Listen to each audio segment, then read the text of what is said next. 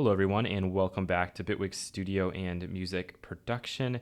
This is lesson 3.47 and in this lesson we're going to take a look at the tremolo effect. So in case you're wondering, tremolo, vibrato, they're different things. It's words everyone mixes up all the time. No big deal. I'll quickly clear it up for you. Vibrato is cyclical pitch modulation. So if I'm singing in my voice like mo, that ba ba ba ba ba ba, that right there is vibrato. If I was to sing with tremolo, I would be singing and I would be altering the amplitude. So it'd be like ba uh uh uh that sounds like I'm about to throw up.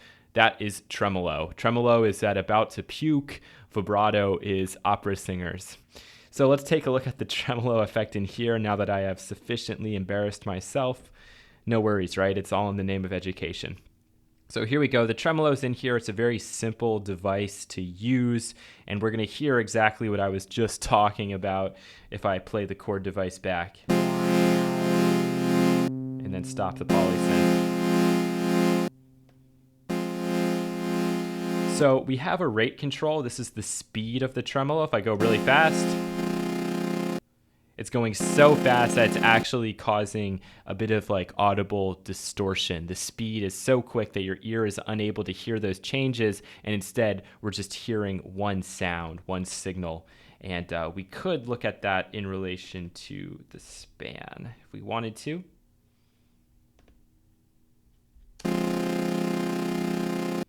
You can even see the amplitude is changing so fast.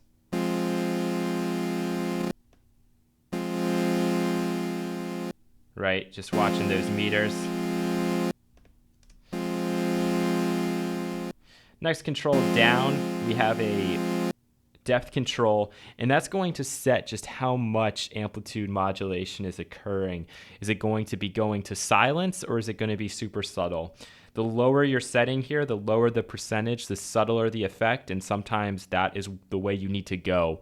So if, for example, we had a really long effects chain and we had a reverb, and then maybe we wanted just a little bit of movement in that reverb with the amplitude, we could put the depth into, 20%, 15%, and just give it that little bit extra movement. Something that the listener wouldn't really be able to pick out, but if you turned it off, you would know that it wasn't there. That's always the markings of a really good effect, and that's the way I typically would use tremolo. But to really emphasize it here, let's put the depth way up, and then we'll talk about these different shapes of the tremolo.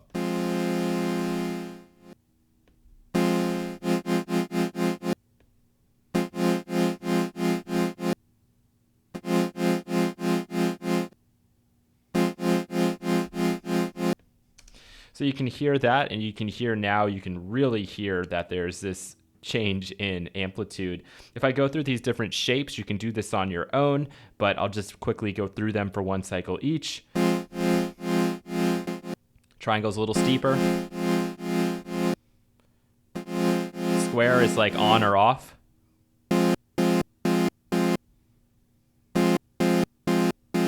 Ramp up is exactly like you think. And ramp down. You've heard these sorts of movements all the time on filters. You've heard the sort of dubstep wobbles. That's basically a filter movement, very similar to like what we have with the tremolo. The cool thing is you can get a similar movement in the amplitude if you wanted to. So you could have a filter doing that movement and then also adding in maybe a little extra tremolo or having it move in the opposite direction. Something to consider, food for thought. And then we have our sample and hold circuit, which if I really crank the rate, you're going to hear that, like we've talked about, it's going to kind of spit out these random points. So if like we had if in our analog to digital converter, when the sampling is occurring, let's say it just went haywire, it's just spitting out all these random points. That's basically the way to imagine the sample and hold frequency circuit.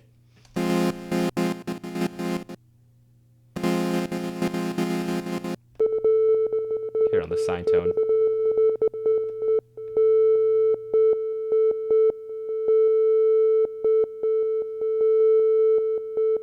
So as you guys can hear, that's pretty cool and something to mess around with. Again, probably something a little more subtle would be the right way to go, unless in your creation you call for a really, really stark jump around in tremolo. Like, for example, I could easily see myself just doing a bunch of things with tremolo in an experimental composition and not using anything else really. Last but not least, we have the retrig. The retrig will be able to hear on something like the polysynth. Let's do it on this one. And let's get something that we really can hear, maybe like the ramp up. Let me just play this back real quick.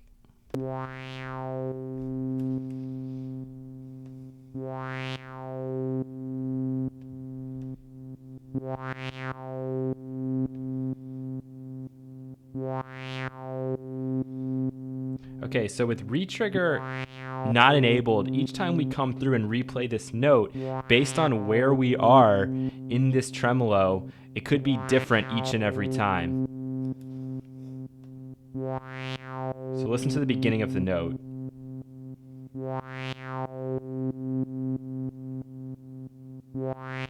Now let's turn Retrig on.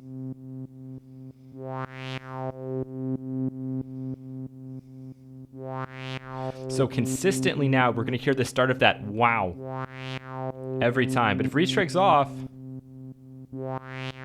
we may not, based on how this is set up.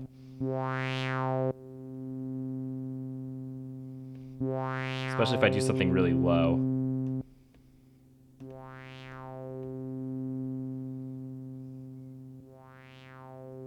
Guaranteed now each time it's going to start at that lower rate, or that lower amplitude. Okay, so that is the tremolo effect in all of its glory. Combine it with a lot of other effects, use it in some cases in a subtle amount, or you can also really push it if you want to really hear that effect.